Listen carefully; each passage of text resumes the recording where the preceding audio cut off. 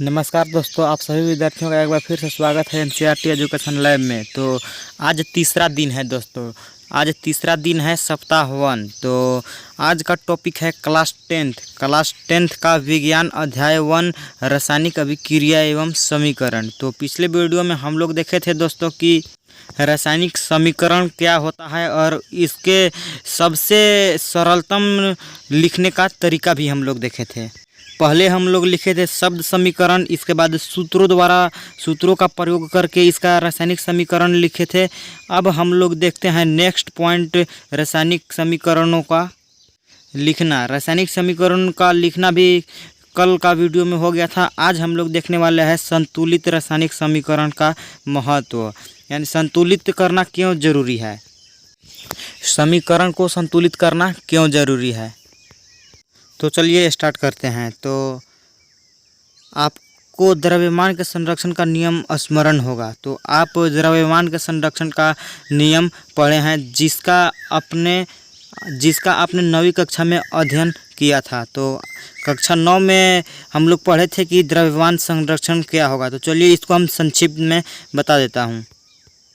तो द्रव्यमान संरक्षण कहता है कि कोई भी पदार्थ का यदि कोई भी परिवर्तन हो रहा है, रासायनिक परिवर्तन हो रहा हो या अवस्था में परिवर्तन हो रहा हो, तो उसका द्रव्यमान कभी भी नहीं घटता है। जैसे कि मान लीजिए कि ये एक लकड़ी है, लकड़ी का मान लीजिए कि 5 kg, इसका 5 kg है लकड़ी, ये 5 kg है। इसको हम जब जलाएंगे तो ये राख बन जाता है। तो राख को आप तोलिएगा तो ये बहुत कम होगा, लेकिन जब राख, ये देखिए कि इसमें से, इस लकड़ी में से क्या क्या निकला। इस लकड़ी में से धुआं निकला, अन्य बहुत सारे गैसें निकलते हैं। इन सभी को मिला के, इस लकड़ी से इन सभी को मिला के यदि उसका भार मापा जाए तो वो 5 kg ही होगा। तो द्रव्यमान संरक्षण यही कहता है। अब चलिए नेक्स्ट आगे क्या कहता है। आगे कह रहा है किसी भी रासायनिक अभिक्रिया में द्रव्यमान का न तो निर्माण होता है न ही विनाश होता है। तो द्रव्यमान का कोई भी अभिक्रिया हो, उसमें द्रव्यमान का न तो नाश होता है न ही निर्माण होता है। जैसे कि अभी हम लोग एक उदाहरण लिए थे लकड़ी के बारे में। तो वो लकड़ी को कोई भी परिवर्तन कर दीजिए, उसका द्रव्यमान न तो आप कम कर सकते हैं न उसमें द्रव्यमान अधिक लगा सकते हैं। बस उसमें पूरा कण होना चाहिए, उसमें सभी होना चाहिए।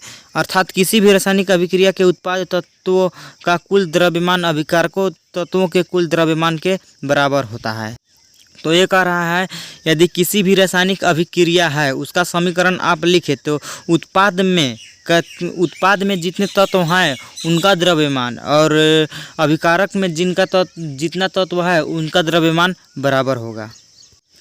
दूसरों शब्दों में रासायनिक अभिक्रिया के पहले एवं उसके पश्चात प्रत्येक तत्व की परमाणु की संख्या समान रहती है। इसलिए हमें कंकाली समीकरण की संतुलित करना आवश्यक है। क्या रासायनिक समीकरण संतुलित हैं? 1.2 देखिए, क्या वो रासायनिक समीकरण संतुलित है? आइए हम रासायनिक समीकरण को चरणबद्ध संतुलित करना सीखें। तो क्रियाकलाप 1.3 के शब्द समीकरण को इस प्रकार दर्शाया जाता है। तो क्रियाकलाप 1.3 हम लोग पिछले वीडियो में पढ़ चुके हैं। तो उसको इस तरह से लिख सकते हैं, जिंक प्लस सल्फ्यूरिक अम्ल, और ये है तीर का चिन्ह, यानी कि इन लोग दोनों अभिक्रिया करके बनाता है जिंक सल्फेट प्लस हाइड्रोजन। इसमें उत्पाद जिंक और सल्फ्यूरिक अम्ल हो गया, और ये अभिकारक हो गया जिंक और सल्फ्यूरिक अम्ल, उत्पाद हो गया जो अभिक्रिया करने के बाद नया पदार्थ बनता है, उसे उत्पाद कहते हैं। जिंक सल्फेट प्लस हाइड्रोजन ये उत्पाद है। अब आगे कह रहा है कि उपरोक्त शब्द समीकरण को निम्नलिखित रासायनिक समीकरण से दर्शाया जा सकता है। तो कैसे दर्शाया है देखते हैं। तो जिंक को हम लोग Zn लिख सकते हैं। सल्फ्यूरिक अम्ल का सूत्र होता है H2SO4।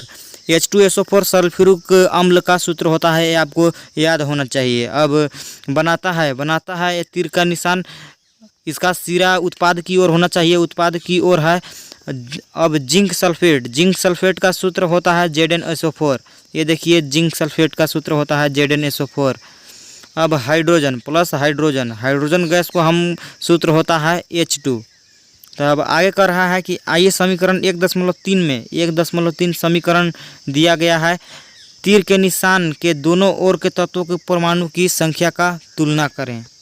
तो आपका अभिक्रिया दिया हुआ है Zn प्लस H2SO4 बनाता है ZnSO4 प्लस H2, ये 1.3 समीकरण यही है। तो तत्व देखिए इनमें से कितने तत्व हैं, ये जो अभिक्रिया है पूरा अभिक्रिया जो है ये देखिए कि इनमें कितने तत्व हैं। रंग चलिए बदल देता हूँ। तो ये देखिए Zn है, इस अभिक्रिया में Zn है तो Zn को लिख लिए, हाइड्रोजन है तो हाइड्रोजन की लिख लिए, और सल्फ़र है तो सल्फ़र को लिख लीजिए, और ऑक्सीजन है तो ऑक्सीजन को भी लिख लीजिए। अब देखिए कि अभिकारकों में इन सभी की संख्या कितनी है। तो अभिकारक किसे कहते हैं, तीर की बाईं ओर कहिए, तीर की बाईं ओर जो अभिक्रिया में भाग लेते हैं उसे अभिकारक कहते हैं। तो ये देखिए तीर की बाईं ओर, ये देखिए बाईं ओर, ये सभी जो इनमें इधर जो भी तत्व हैं वो अभिकारक होंगे। तो अभिकारकों में Zn की संख्या देखिए, Zn की संख्या 1 है तो इसे 1 लिखेंगे। अब हाइड्रोजन की संख्या देखिए, हाइड्रोजन की संख्या H2 है, H2 यानी कि हाइड्रोजन की संख्या 2 है तो 2 लिखें। अब सल्फ़र देखिए, अभिकारक में सल्फ़र 1 है, H2S, तो S 1 है तो S लिख लिए। अब देखिए कि ऑक्सीजन कितना है, तो ऑक्सीजन है H2SO4, ऑक्सीजन है O4 यानी कि ऑक्सीजन की संख्या 4 है, यानी तो यहाँ लिख लीजिए 4। अब देखिए कि Zn की संख्या उत्पाद में कितना है। तो Zn की संख्या है, Zn की संख्या यानी कि जिंक की संख्या उत्पाद में 1 है, ZnSO4 प्लस H2 केवल 1 है, Zn हो गया। अब देखिए कि हाइड्रोजन की संख्या कितना है उत्पाद में, तो हाइड्रोजन की संख्या देखते हैं, ZnSO4 प्लस H2 यानी कि हाइड्रोजन की संख्या 2 है, इसकी परमाणु संख्या नहीं, इसके अणु 2 है, हाइड्रोजन यहाँ 2 लिख लिए, और Zn 1 है तो 1 लिख लिए। अब देखते हैं यहाँ सल्फ़र कितने हैं उत्पाद में, आप लोग बताइए कि सल्फ़र कितने हैं। तो सल्फ़र 1 है, ZnSO4 और H2, इसमें यहाँ तक ही देखना है, इधर अभिकारक में नहीं देखना है, इधर उत्पाद में परमाणु की संख्या लिखना है जिसे RHS कहते हैं, और LHS अभिकारक को कहते हैं, याद रखिएगा। तो सल्फ़र की संख्या 1 है, और ऑक्सीजन की संख्या देखिए कि कितना है, तो ऑक्सीजन की संख्या ZnSO4 O4 है तो इसका अणु 4 हो गया, तो 4 हम लोग लिख लिए। अब देखिए कि सभी जगह सभी तत्वों का दोनों तरफ समान परमाणु है या नहीं है। तो देखिए Zn का LHS में 1 है और Zn का RHS में भी 1 है, ये, और हाइड्रोजन का LHS में 2 है और हाइड्रोजन का RHS में भी 2 है, और सल्फ़र का LHS में 1 है और RHS में भी 1 है, और 4 ऑक्सीजन का 4 है संख्या, और उत्पाद में भी ऑक्सीजन की यानी कि RHS में ऑक्सीजन की संख्या 4 है। तो इसे आप कह सकते हैं कि यह संतुलित समीकरण है। समीकरण अब आगे कर रहा है, समीकरण 1.3 में तीर के निशान के दोनों ओर के प्रत्येक तत्व की परमाणु की संख्या समान है। तो अभी हम लोग देखें कि तीर की बाईं ओर और तीर की दाईं ओर दोनों तरफ सभी तत्वों की परमाणु की संख्या बराबर है, इसलिए यह एक संतुलित समीकरण है। तो हम लोग जान गए कि संतुलित समीकरण किसे कहते हैं और कैसे होता है, संतुलित कैसे किया जाता है। तो अब इसमें तो संतुलित करना नहीं पड़ा, अब हम लोग आगे देखते हैं। अब हम निम्न रासायनिक समीकरण को संतुलित करने का प्रयास करते हैं। तो समीकरण है Fe प्लस H2O बनाता है Fe3O4 प्लस H2। चरण 1 संतुलित करने के लिए पहला चरण क्या है, कॉपी कलम आप लोग लेके बैठिएगा कि क्या है।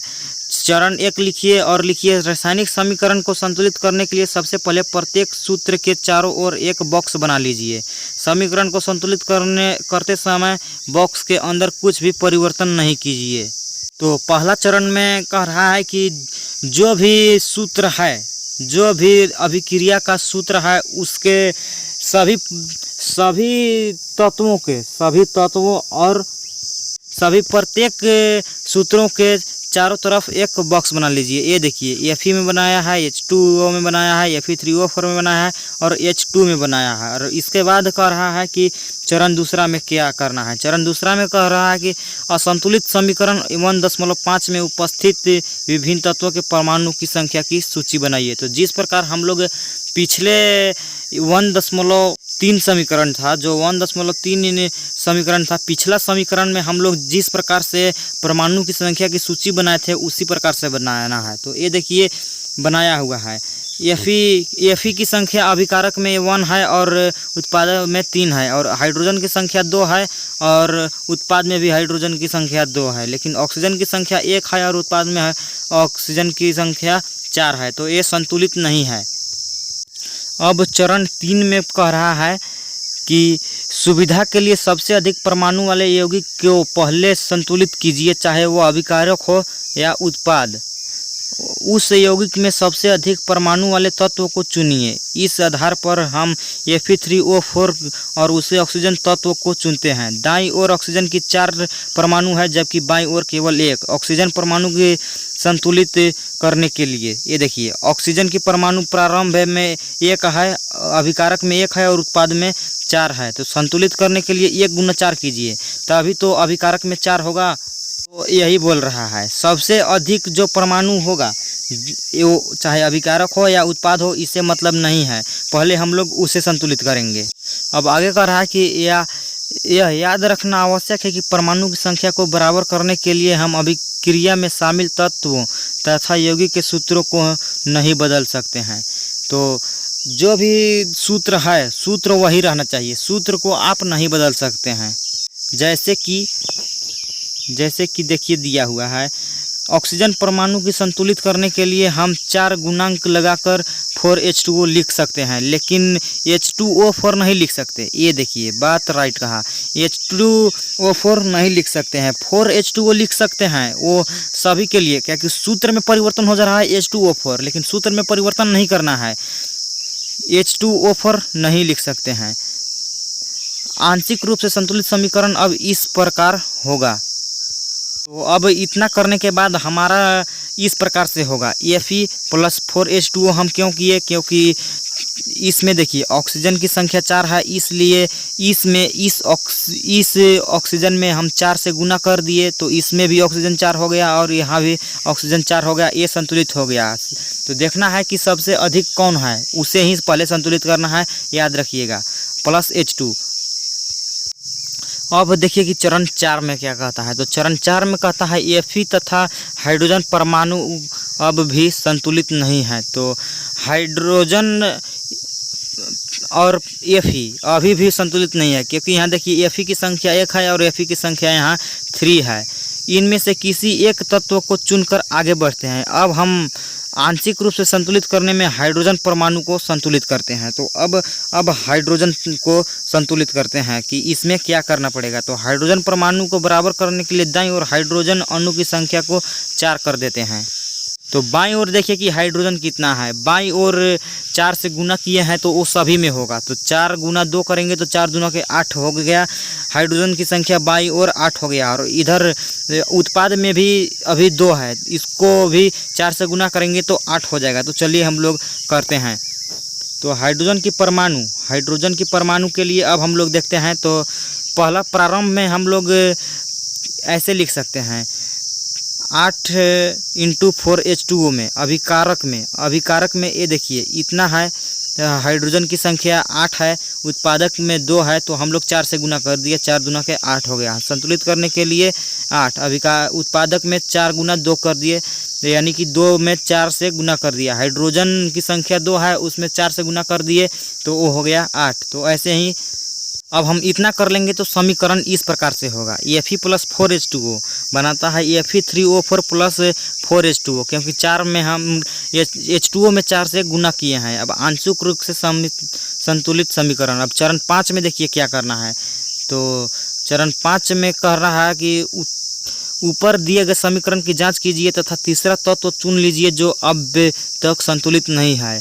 आप पाएंगे कि केवल लोहा की एक तत्व है जिसे Fe भी अभी तक संतुलित नहीं है, जिसे संतुलित करना शेष है। चलिए Fe को संतुलित करते हैं। तो Fe के लिए प्रारंभ में Fe अभिकारक में 1 था, इसलिए उत्पादक में Fe3O4 था। 3 इसमें Fe की संख्या 3 है। संतुलित करने के लिए हम लोग इस Fe में अभिकारक वाला Fe में अभिकारक में जो लोहा है उसमें हम लोग 3 से गुना कर देंगे तो इसमें भी 3 हो जाएगा और उत्पादक में भी 3 हो जाएगा। तो इतना करने के बाद हम लोग देखेंगे कि Fe को संतुलित करने के लिए बाईं ओर हम Fe की 3 परमाणु लेते हैं। 3 तो इस प्रकार से सूत्र बनेगा 3Fe + 4H2O बनाता है Fe3O4 + 4H2। अब चरण 6, तो चरण 6 हमें कह रहा है अंत में इस संतुलित समीकरण की जांच के लिए हम समीकरण की दोनों ओर के तत्वों के परमाणु की संख्या का परिकलन करेंगे। तो ये देखिए 3Fe है, Fe इधर भी 3 है, 4 दूना के 8H2 है, 4 8H2 इधर भी है, और ऑक्सीजन की संख्या ये देखिए ये जो 4 है ना ये सभी के लिए है, इधर और भी तत्व होते हैं तो वो सभी के लिए 4 होता है। तो ऑक्सीजन की संख्या यहाँ 4 है और O4 यहाँ भी है, तो ये संतुलित समीकरण है। तो इस प्रकार से संतुलित समीकरण यह हुआ। अब कह रहा है कि समीकरण 1.9 में दोनों ओर तत्वों के परमाणु की संख्या बराबर है, अतः यह समीकरण अब संतुलित है। रासायनिक समीकरण को संतुलित करने की इस विधि को हीड एंड ट्रायल विधि कहते हैं। तो जो हम लोग इस विधि का प्रयोग किए तो इसे हीड एंड ट्रायल विधि कहते हैं, क्योंकि सबसे छोटी पूर्णांक संख्या के गुणांक का उपयोग करके समीकरण को संतुलित करने का प्रयत्न करते हैं। अब इतना करने के बाद चरण 7 में देखिए क्या कहता है, भौतिक अवस्थाओं को संकेत में लिखना।